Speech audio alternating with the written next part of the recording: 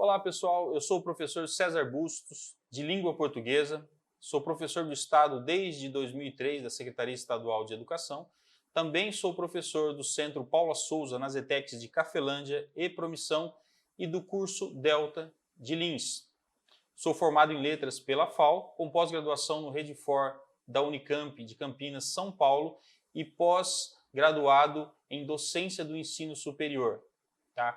Vou passar com vocês aqui duas aulas, falaremos basicamente sobre gramática, sobre conceitos na primeira aula, e na segunda aula sobre outros aspectos, como pontuação, acentuação e a resolução de algumas questões que tratam diretamente da gramática na prova do Enem. Até mais!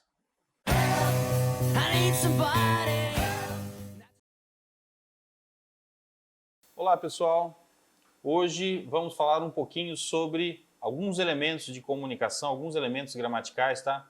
Truques e algumas questões do Enem que caem de maneira direta, questões gramaticais. Então, observem aqui na tela um dos itens que sempre trazem alguma dúvida é o emprego dos porquês, tá? E é bastante simples. Na verdade, o que nós temos que fazer é que dividir os porquês entre quando eu estou perguntando, quando eu estou respondendo. Então, observem aqui, ó. Porquê separado? Porque não é junto. Mas por quê? O porquê eu não sei. Então, aqui estão os três porquês explicados. Quando eu pergunto, observem que na fala eu já falo de maneira mais separada. Por que eu falo assim? Estou perguntando, tá? Então, se eu já falo de maneira separada, sempre na pergunta ele vai ser separado. Agora, a questão é, quando que eu pergunto separado sem acento ou separado com acento? Também é bastante simples. Quando essa pergunta estiver ao final da frase, então vamos lá, eu não entendi por quê. Aí ele tem acento. Ou quando eu pergunto assim, por que eu não entendi? Aí ele é sem acento. Então eu sempre pergunto separado. Mas se essa pergunta estiver ao final da frase, eu tenho que utilizar o acento. Se eu pergunto separado, quando eu vou responder alguma coisa, na nossa própria fala você pode observar, eu já falo de maneira junta. Então eu falo assim porque é normal. Então esse porquê é junto sempre. E quando que esse porquê ele é junto e com acento? Somente em um caso especial, quando ele se transforma em um substantivo. E para eu transformar alguma palavra em substantivo, eu tenho que ter o artigo antes. Então aqui no exemplo anterior, olha só, o porquê eu não sei. Quando eu tenho o artigo o antes desse porquê, eu transformo esse porquê em substantivo. Então é a mesma coisa de eu dizer por qual razão, tá? Então é a única forma que ele aparece junto e com acento. Então, lembrando, eu pergunto separado, respondo junto. Quando essa pergunta, o porquê está no final da frase, ele é separado e com acento. Tá? E respondo sempre junto. Só vai ter acento na resposta quando ele tiver o antes dele, quando ele se transformar em um substantivo. Olha só, porquê na pergunta, separado sem acento, porquê na resposta, junto, o porquê na pergunta só quando tiver o final da frase, observem aqui, ó. E o porquê substantivo é só quando eu tenho o artigo que transforma esse porquê em substantivo. Agora, vou falar sobre um item da pontuação que é extremamente importante, que é o uso da vírgula. Tá? Normalmente ninguém erra os demais acentos, mas a vírgula, quando que eu devo utilizá-la ou não? Essa é a questão que nós vamos tratar agora. Então, primeiro, observe o seguinte. Pontuação nada mais é do que uma sinalização que você está dando ao escrever para o seu leitor, que pode ler esse texto daqui uma semana, daqui um dia ou daqui 20 anos. Não interessa. Você escreveu e você sinalizou para a pessoa, para, pausa, exclame, pergunte. Então a pontuação é isso, é você sinalizando a maneira com a qual você quer que leia o que você está escrevendo. Então lembre-se disso, pontuação é sinalização. Em especial o uso da vírgula, ela é uma pausa. Ao ler, chega na vírgula, você dá uma pausa, você dá uma parada breve. tá? O ponto final ele encerra, a vírgula não, ele é somente uma pausa. Observem aqui na tela algumas das regras do uso da vírgula. A primeira é quando ele isola o vocativo. Olha só, Maria, esse é o elemento que eu estou me referindo. Seja bem-vinda à nossa casa. Então aqui separa. Se eu não tivesse a vírgula, olha só, Maria, seja bem-vinda à nossa casa. Tá? Eu tenho que separar esse vocativo. Quando separa elementos de mesma função sintática. Então compramos o quê? Blusas, casacos, cachecóis e assim por diante. Então estou separando os elementos. Isso aqui é uma enumeração. Uso a vírgula. Terceira possibilidade, quando eu separo orações adverbiais, principalmente quanto antepostas à principal. Então, se eu dissesse assim, ó, começou a chover quando saímos, não era necessário o uso da vírgula. Quando eu utilizo essa oração adverbial, aqui no caso de tempo, olha só, quando saímos, começou a chover. Eu tenho que separar. Uma quarta possibilidade é quando isola elementos repetidos. Nada poderá nos separar. Olha só, se eu deixasse os dois juntos, nada poderá nos separar. Perderia o sentido. Então, elementos repetidos eu devo separá-los com vírgula. Quinta possibilidade é quando marca a supressão de uma palavra ou um grupo de palavras. Olha só, Beto fez curso de violão, Lucas de saxofone. Aqui eu estou separando, olha só, são duas coisas diferentes. Esse faz curso de violão, esse de saxofone. Lucas faz curso de saxofone. Então, como eu não repeti as palavras, essa vírgula é suficiente para se entender o que foi feito na frase. A sexta possibilidade da vírgula é quando é para separar na datação de um escrito o local e no endereço o número. Então, para separar esses elementos, tá? Rio de Janeiro, 23 de fevereiro de 2020. Então, estou separando o local da data. Rua Marquês de Sapucaí, vírgula, o número. Sétima possibilidade é quando eu separo orações coordenadas assindéticas. Assindéticas, eu quero dizer que ela não tem síndeto. Síndeto é aquilo que liga. Então, eu não tenho conjunção. Essa separação ela é feita simplesmente por meio da vírgula. Então, levantou da janela, avistou o vizinho, acenou. Então, eu tenho uma enumeração de ações sendo feitas, tá? E todas essas orações são postas umas após as outras por meio da vírgula, sem conjunção. Por isso, assindética. A oitava possibilidade é quando eu separo orações coordenadas unidas pela conjunção. Agora não é assindética, agora é sindética. Eu tenho a conjunção e quando o sujeito é diferente, eu tenho que mudar. Olha só, o sol já ia fraco e a tarde era amena. Então eu tenho a troca aqui do sujeito, então eu tenho que ter a vírgula. Nona possibilidade é quando eu isolo o aposto. Lúcia e Patrícia. Quem são Lúcia e Patrícia? São irmãs de Gustavo. Isso aqui é um termo acessório da oração. Suponhamos que eu tirasse, olha só, Lúcia e Patrícia serão madrinhas do casamento. Eu quis utilizar um aposto, quis explicar quem são Lúcia e Patrícia. Esse aposto deve vir separado por vírgulas. E décimo e último, quando eu separo palavras ou expressões explicativas, tá? É uma frase que eu utilizo somente para explicar. O diretor titubeou, isto é.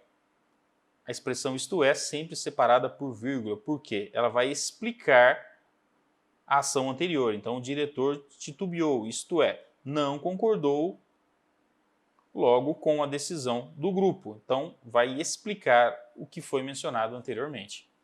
Então, essas são algumas das possibilidades do uso da vírgula. Detalhe, vírgula é bom senso.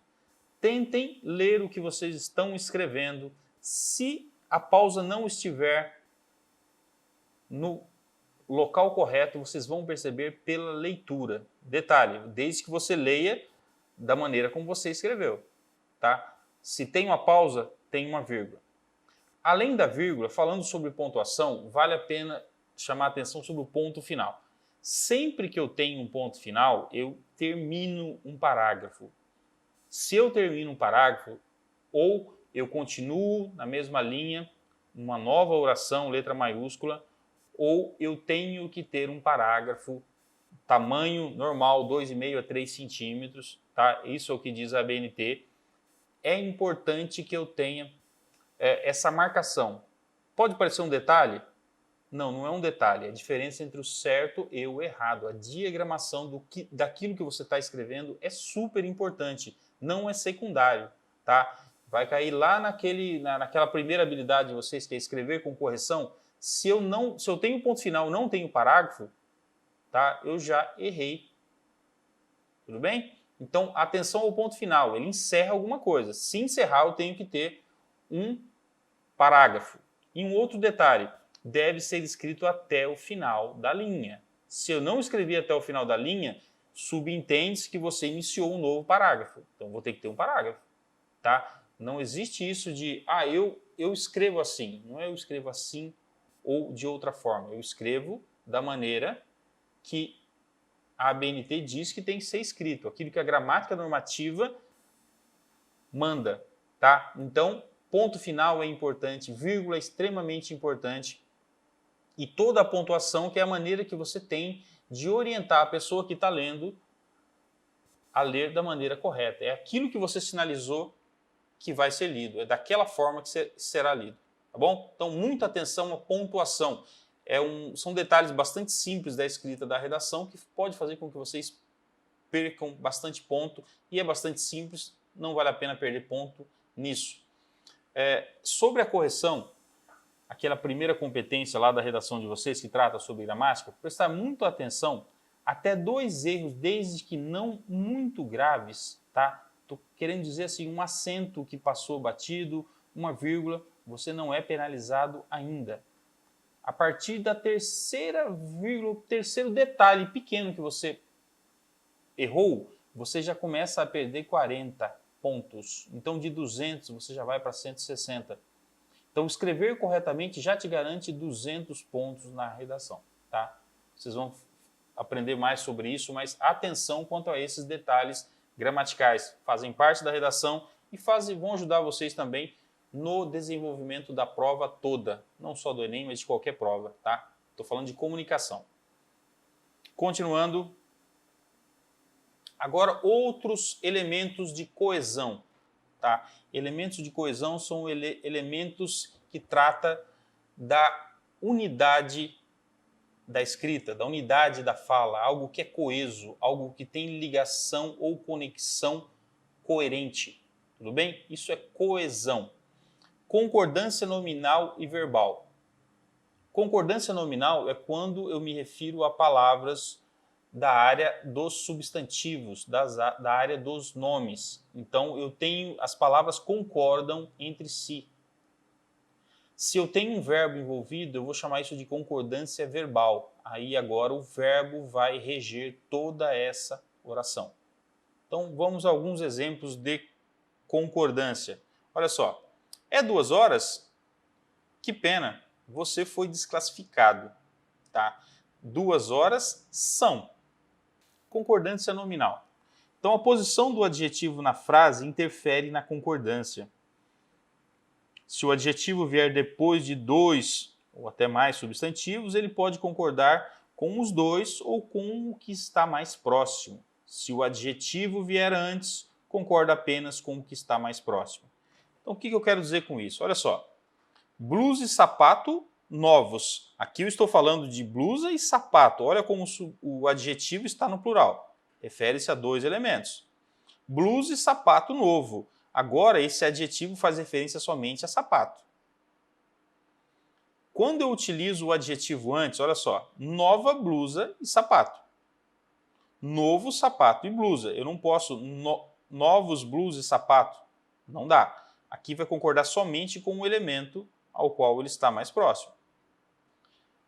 Observem, tomate e alface saborosos. Tomate e alface saborosa, que refere somente ao elemento que está mais próximo. Quando o adjetivo vai anteposto ao substantivo, não, ele vai concordar somente com aquele que está mais próximo. Saboroso tomate e alface. Saborosa alface e tomate. Agora fala vamos falar sobre concordância verbal. Então, concordância verbal é a concordância que se dá quando eu tenho um verbo na oração. Então, estou falando da relação entre o verbo e as demais palavras que compõem essa oração. Quando eu falo de verbo, eu estou falando de concordância verbal ou até de uma outra relação que é de regência. Então, primeiro falando sobre concordância, observem aqui. Relação entre o núcleo do sujeito e o verbo e a relação entre nomes. Olha só. O aluno diz a verdade. Se eu tenho só um aluno, o verbo está no singular. O aluno aplicado aprende. Então aqui eu tenho a relação verbal, o aluno diz, o aluno aplicado. Agora eu tenho uma relação nominal, substantivo, adjetivo. Aqui eu tenho uma relação entre substantivo e o verbo. Ou melhor dizendo, entre sujeito e predicado. Eles dizem a verdade. A aluna aplicada aprende. Aqui vale a pena chamar a atenção quanto à regência de alguns verbos. Essa outra característica que o verbo tem de reger a oração. Ele rege ou não preposição. Então, quando eu me refiro ao verbo assistir, esse verbo assistir tem dupla regência. Muita atenção a isso. Eu quero dizer que quem assiste, assiste alguma coisa no sentido de dar assistência, de ajudar a fazer, ou quando assistir, estou me referindo ao fato de ver alguma coisa, ele é transitivo indireto, assiste a alguma coisa. Então eu não assisto o filme, ao menos que eu tenha ajudado a fazer o filme. Então eu assisto ao filme. Então cuidado com isso, principalmente na redação. Assistir ao filme. Quem assiste, assiste a alguma coisa, não alguma coisa. O verbo assistir, quando transitivo direto, eu estou me referindo a dar assistência. Esse é um termo normalmente usado no meio jurídico. Então, o advogado assiste o caso, não ao caso. O médico assiste o paciente. E assim por diante. Aqui, prestar bastante atenção. Chegar no ou ir no. Quem chega, chega a algum lugar. Quem vai, vai a algum lugar. Então, chegar ao, ir ao. E não no. Você não chega em algum lugar, você chega a algum lugar. Então, eu não vou no banheiro, eu vou ao banheiro. Estar de greve. De que maneira você está? Você está em greve, tá? Não está de greve. Estar em. Você não namora com alguém, você namora a alguém, tá? Embora isso aqui pareça correto, não é. Você namora a ou o.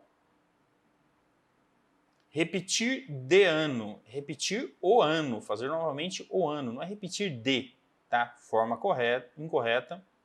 Preferir este mais do que outro. Na verdade, você prefere uma coisa a outra. Eu prefiro este a outro e não do que outro.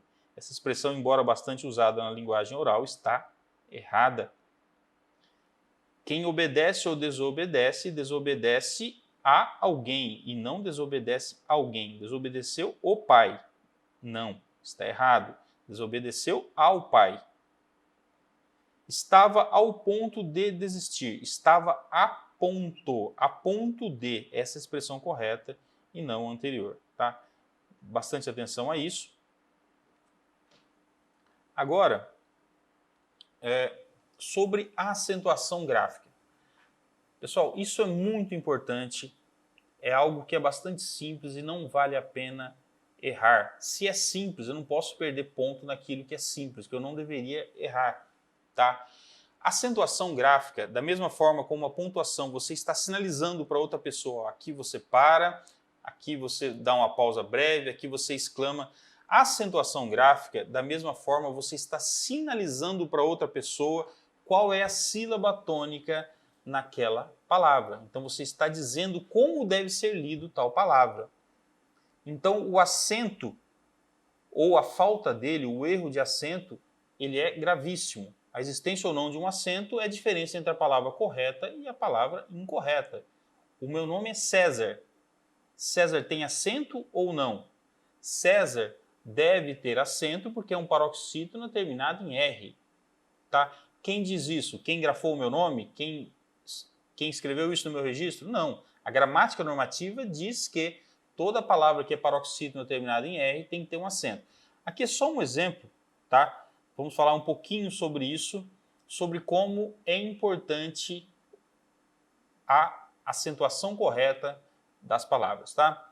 Observem aqui na tela, vou lembrar primeiro para vocês de um conceito que é posição da sílaba tônica na palavra. Dependendo da posição que ela vem, ela pode ser classificada em oxítona, proparoxítona ou paroxítona. Também, lembrando de um outro conceito, sílaba tônica é aquela sílaba que eu leio de maneira mais forte, ela é tônica, ela é forte, ela sobressai em relação às demais. Então, se eu estou dizendo parede, parede, parede ou paredé. Então, toda palavra tem uma sílaba que é pronunciada de maneira mais forte. Essa sílaba eu dou o nome de sílaba tônica. Dependendo dessa posição, ela vai receber uma dessas classificações que estão aqui na tela. Então, oxítonas, paroxítonas e proparoxítona.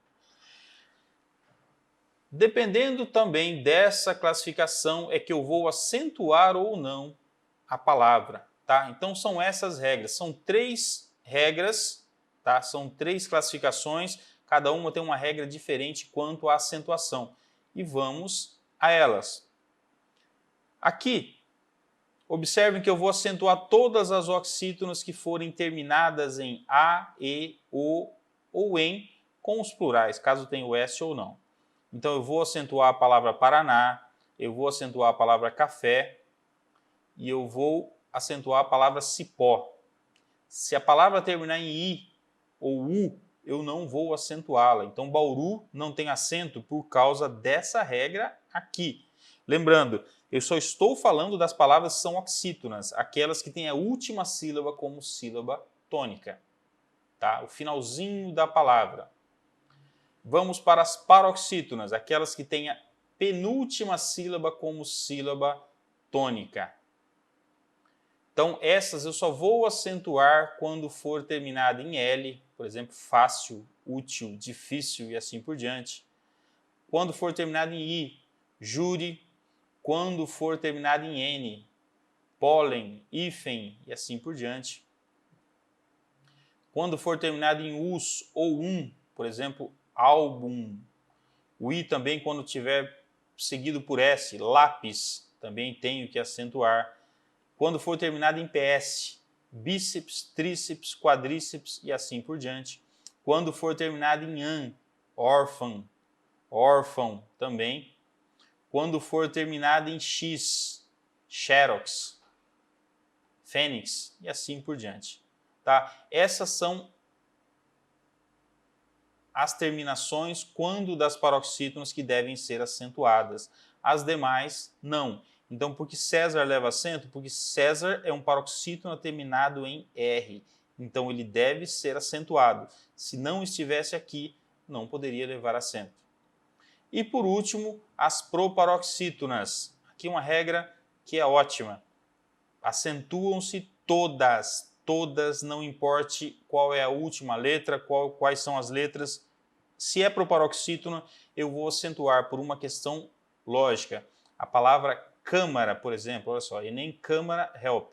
Câmara, eu tenho 3 sílabas. Se eu não marcasse essa sílaba aqui atrás, eu poderia ler camara ou camará. Então fica muito longe do final, a tendência é que eu lesse camara. Então, como está longe do final, ela é uma proparoxítona, tem a antepenúltima sílaba como sendo a mais forte, todas devem ser acentuadas, sem exceções. Então a palavra matemática, física, química, paralelepípedo, xícara e assim por diante, todas as proparoxítonas devem ser acentuadas, sem exceções, tá? Então, quando se trata de acentuação gráfica, basicamente eu vou me atentar a esse quadro aqui. Isso aqui vocês têm que decorar, tá? E apliquem todas as palavras da língua, até uma palavra que vocês inventem agora. Se ela é uma palavra da língua portuguesa, vai obedecer a essa regra. Outras regras secundárias.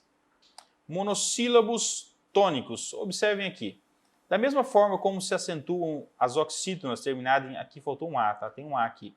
A, E ou O. Eu também vou acentuar os monossílabos. Monossílabos são as palavras que têm uma só sílaba. Então, a palavra pá, pé ou pó, elas devem ser acentuadas, tá? E palavras terminadas em I e U não devem ser acentuadas. Os hiatos. Acentuam-se o I ou o U tônicos quando isolados nas sílabas, tá? Caso não sejam, por exemplo, seguidos por NH, precedidos de vogal idêntica ou precedidos de ditongo, acento. Ditongos abertos. Só lembrando, caso vocês... Ditongo quando eu tenho duas vogais na mesma sílaba. Só isso que é ditongo, tá? Acentuam-se os ditongos abertos. Ei, eu e oi. E agora, segundo a nova regra ortográfica, preste atenção a esse asterisco aqui. Perderam o acento se a palavra for paroxítona. Então, ei e oi, por exemplo, ideia, assembleia, jiboia, clarabóia e assim por diante, esse eia e oia perderam o acento. Então, isso aqui é novo, tá? Uma das poucas mudanças que tivemos quanto à acentuação gráfica. E também temos os acentos diferenciais, é quando as palavras são idênticas e eu tenho que diferenciá-las de alguma forma. Então, eu tenho por, que é verbo, eu tenho por preposição. Então, necessito diferenciá-lo, utilizo esse acento aqui, que é o acento circunflexo. Pôde e pode. Formas verbais diferentes. Tenho que acentuar. Então, na aula de hoje nós tratamos, só relembrando, falamos sobre concordância verbal, sobre concordância nominal, falamos sobre o uso da vírgula e agora vamos prestar atenção a algumas questões do Enem, questões diretas que trataram, tá? Usaram a gramática de maneira mais direta. Vou primeiro para essa questão do Enem, que é o Enem de 2017, trazia esse poema lindo de Carlos Drummond de Andrade, poeta mineiro, dizia o seguinte: o mundo é grande. O mundo é grande e cabe nesta janela sobre o mar. O mar é grande e cabe na cama e no colchão de amar. O amor é grande e cabe no breve espaço de beijar. Olha só, o Drummond, nessa poesia, vamos ao enunciado. Neste poema, o poeta realizou uma opção estilística, que é a reiteração de determinadas construções e expressões linguísticas, como o uso da mesma conjunção para estabelecer a relação entre as frases. Essa conjunção estabelece entre as ideias relacionadas no sentido de. Então vamos lá, vamos ver primeiro qual foi essa conjunção. O mundo é grande. Aqui eu tenho uma oração. Eu tenho uma frase, como eu tenho um verbo, eu também tenho uma oração. O mundo é grande e cabe nesta janela sobre o mar. Aqui eu tenho o verbo caber, então eu tenho uma outra oração. As duas orações são ligadas por meio da conjunção e. Então eu tenho um fato, que é o fato do mundo ser grande. E eu tenho outro fato, cabe na janela sobre o mar. Vamos ver na construção seguinte. O mar é grande. Ó, mais uma vez o verbo ser. Cabe na cama e no colchão de amar. Mais um verbo, então eu tenho uma outra oração que é ligada por meio da conjunção e. Olhem só, observem como conceito gramatical de conjunção foi cobrado aqui de maneira direta. Na cama e no colchão de amar, o mar é grande e cabe na cama e no colchão de amar. De novo, o amor é grande e cabe no breve espaço de beijar. Então, todas essas construções são idênticas, tá? O que acontece é que eu tenho uma oração ligada a outra por meio de uma conjunção, no caso a conjunção e. A pergunta que está sendo feita aqui é a seguinte: a relação entre as frases. Essa conjunção estabelece entre as ideias relacionadas no sentido de. O que está sendo perguntado aqui é se essa conjunção aqui e, ela estabelece qual relação em relação à oração anterior. Tá? Então vamos lá. O mundo é grande. O mundo é grande, estou falando de algo que é grandioso. Cabe nesta janela sobre o mar. Então a janela é algo pequeno. O mundo é algo grandioso. Reparem só se isso aqui, o e, na aula sobre conjunção, na aula passada, eu disse que o e normalmente ele vai adicionar. Sim, é fato. O e adiciona alguma coisa. Então o Joãozinho trabalha e estuda. Normalmente ele vai adicionar, mas aqui eu estou colocando elementos contrários. Olha o outro exemplo. O mar é grande, estou falando da grandiosidade do mar, e cabe na cama e no colchão de amar. A cama é pequena. Olha a sequência. O amor é grande, com algo grandioso, e cabe no breve espaço de beijar. Então, o breve espaço de beijar é um tempo pequeno. Reparem como ele colocou elementos contraditórios, tá? Só que ele utilizou uma conjunção que ela é, a princípio, aditiva. Lembre-se, a análise aqui deve ser contextual. Observe se eu pusesse aqui, ao invés de eu utilizar a conjunção e, eu utilizasse uma conjunção adversativa. Um mas, um porém, um entretanto. Olha só, o mundo é grande, mas cabe nesta janela sobre o mar. O mar é grande, mas cabe na cama e no colchão de amar. O amor é grande, porém, cabe no breve espaço de beijar. Olha como ele utiliza uma conjunção que a princípio era aditiva. Olha só, nem tenho essa possibilidade aqui. Ó. A letra A é oposição, comparação, conclusão, alternância ou finalidade. Então aqui, a prova ela nem te confundiu nesse sentido, ela nem utilizou o aditivo. Vocês percebem que claramente eu tenho uma relação de oposição, mas, porém, entretanto. O mundo é grande, porém, cabe nesta janela sobre o mar. O mar é grande, mas cabe na cama e no colchão de amar. Então eu utilizei esta conjunção de maneira a dar uma ideia de oposição, adversativo. Então a questão correta aqui era a letra A. Então nessa questão caiu de maneira direta conjunção. Pessoal, agora vamos a uma questão do Enem de 2018, tá? Uma questão também que trata de maneira direta sobre linguagem padrão, estamos falando de gramática. Então era a questão 6 da prova de 2018, que era sobre o hino nacional do Brasil, com letra de Joaquim Osório Duque Estrada. Ó pátria amada e idolatrada, salve, salve, Brasil de amor eterno seja símbolo o lábaro que ostentas estrelado, e diga o verde louro desta flâmula, paz no futuro e glória no passado.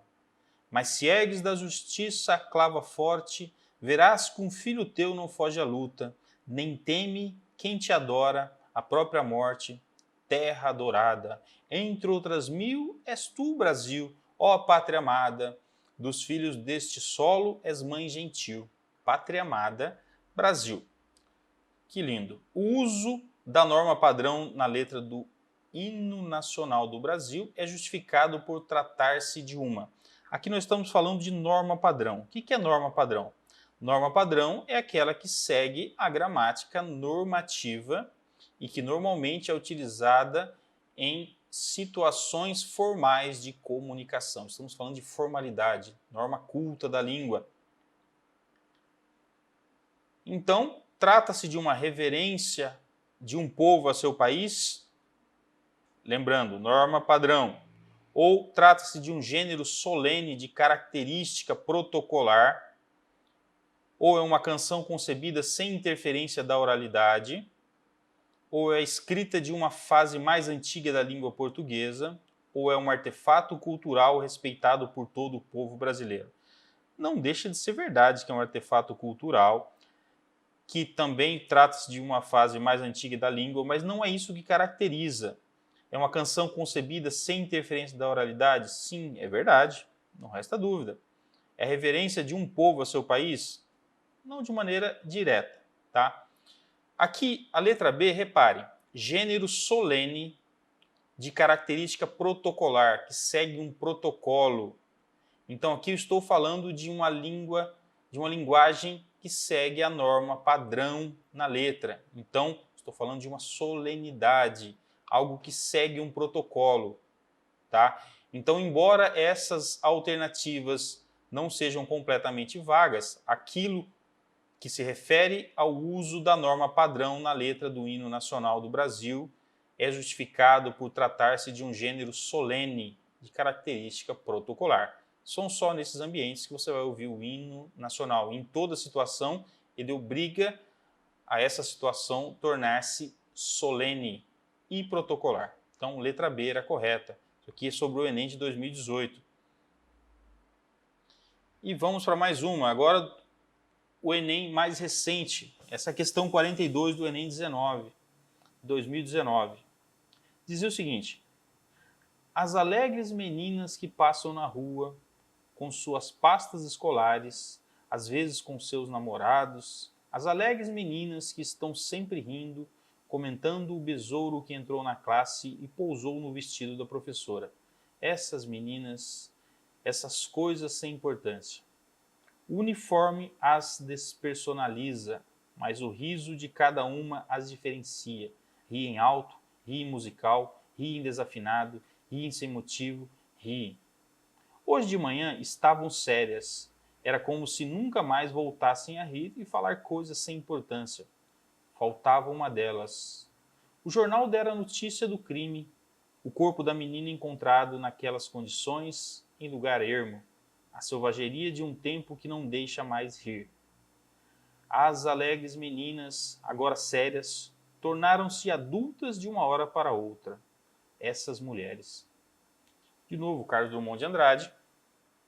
No texto, há a recorrência do emprego do artigo as e do pronome essas. No último parágrafo, esse recurso linguístico contribui para... Pessoal, observe como aqui nós estamos tratando de maneira direta sobre gramática. Então, emprego do artigo e do pronome. Vamos lá. Reparem que ele repete aqui no final do texto. As alegres meninas, agora sérias, tornaram-se adultas de uma hora para outra. Essas mulheres. Possibilidades. Ele utilizou isso para quê? Para intensificar a ideia do súbito amadurecimento. Ou letra B, indicar a falta de identidade típica da adolescência. A letra B já se exclui, já de início, porque o as, eu estou falando de um artigo definido, tá? Define algo. Letra C, organizar a sequência temporal dos fatos narrados. Não é essa a função do artigo, ele não tem essa característica. Ou letra D, complementar a descrição do acontecimento trágico. Não. Letra E, expressar a banalidade do assunto tratado na escola. O emprego disso não tem relação nem com a letra D ou letra E. O emprego do artigo as e do pronome essas tem como intenção intensificar a ideia do súbito amadurecimento. Então, essas mulheres, o tempo todo ele utilizou o artigo as. Então, olha só, as alegres meninas.